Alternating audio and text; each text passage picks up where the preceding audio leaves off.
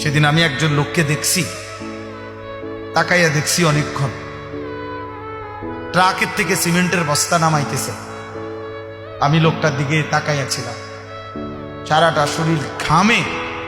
আমার মনে হয় যেন লোকটা মানে পানির মধ্যে, সারাটা চুল চেহারা তার ঘামে, ঘাম বাইয়া বাইয়া পড়তেছে।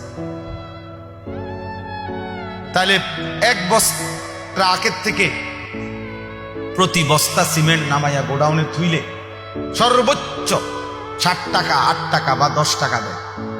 সর্বোচ্চ রেট হলো 10 টাকা, মানে এন থেকে হয়তো গোডাউনে থুইবে আর কি।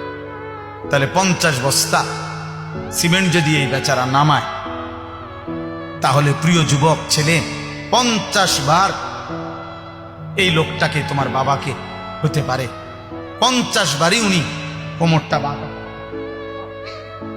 নাহলে কেমনে বস্তাটা লইব? 50 কেজি সিমেন্টের, 50 কেজি সিমেন্টের একটা বস্তা বেচারা কেমনে নিবে?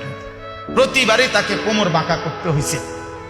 প্রত্যেক বস্তা সিমেন্ট হয়তো ফালাইয়া ছোট্ট একটা গামছা হয়তো কোমরের থেকে খুলে আবার ঘাম মুছছে, আবার আরেক বস্তা লেগে গেছে, আর গুনছে কয় বস্তা হইল।